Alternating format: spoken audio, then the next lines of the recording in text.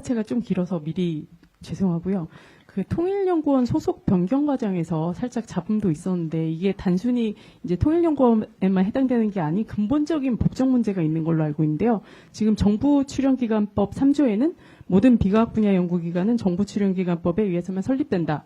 이런 내용이 있음에도 불구하고 이제 개별 부처 입법에 따라서 연구원들이 설립된 경우가 꽤 있는데요.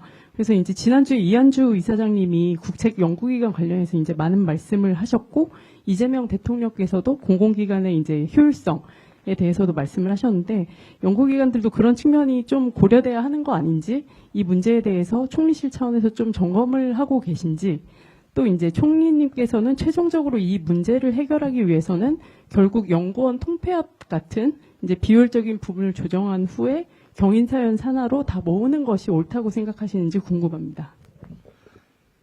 첫째, 현재 연구원들의 상황, 외교원구원 등 일부 부처에 직속으로 존재하는 연구원들이 있는 경우와 통일연구원과 KDI 등 대부분이 격인사로 별도 종합 편제돼서 존재하는 방식으로 두 가지 형태로 존재합니다.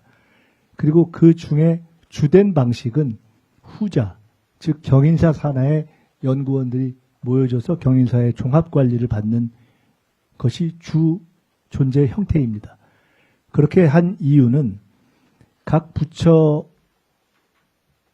연관돼서 출범했건 아니건 간에 각 연구원들이 연구원으로서의 중장기적 독립성을 갖고 또 한편으로는 연구원에 대한 대우라든가 이후 처우 또는 발전 방향에 있어서의 통일성을 확보하고 하는 등등 때문에 그리고 하나 더 한다면 그렇게 해서 연구원 종합으로 해야 될 과제들이 가령 지난번 업무보고에서 됐는지 그 이후에 제가 따로 보고를 받았는지 정확하게 지금 기억이 안 나는데 가령 비전 2045, 비전 2030의 이재명 정부 버전으로 비전 2045를 저희가 지금 생각하고 있는데 그것을 경인사 등에서 할 경우에 그야말로 범연구원적 연구가 필요한 과제들이 존재하지 않겠습니까?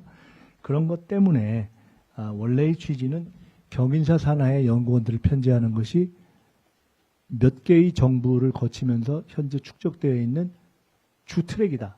첫째 말씀드리겠습니다.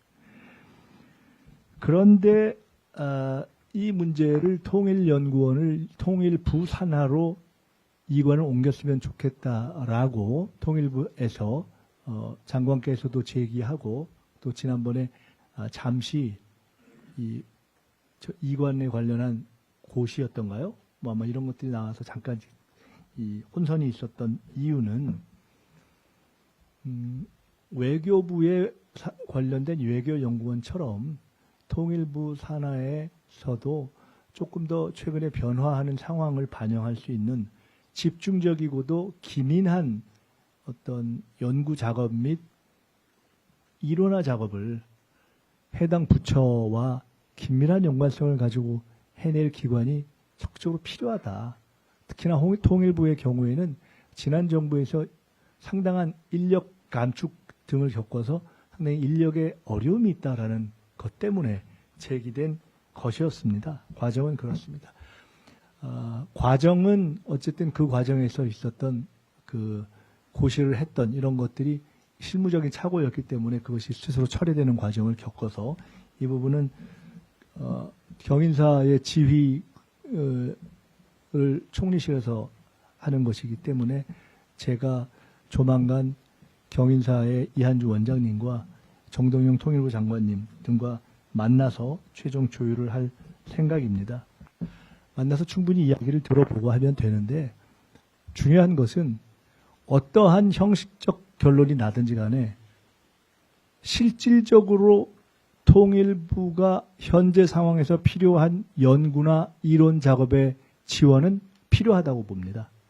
그것을 통일부를 경인사로 이관하는 방식을 취할지 아닐지는 아까 말씀드렸던 경인사 체제로 재편했던 취지를 존중하고 반영하면서 또 통일연구원 소속의 연구원들의 의사도 감안하면서 결정해야 될 것이라고 보고 최소한 다음과 같은 조치는 필요하지 않겠는가 생각하고 있습니다. 가령 부처에서 필요로 한 각종 어떤 이론 작업 같은 것들에 조금 더 기민하게 대응할 수 있는 체제로의 내부적인 조정, 보다 긴밀한 어떤 그런 작업 방식의 어떤 내부 조정, 이런 것들이 되면 그걸 전제로 해서 아예 조직 자체를 이관할지 아닐지는 저는 조금 더 여러 가지를 종합해서 결정하면 된다 이렇게 생각하는데, 어떻든지 간에 내용적인 그 수요에 대해서는 대응하고 해결하는 것이 맞다 이렇게 보고 있습니다. 예. 네. 예, 안녕하세요.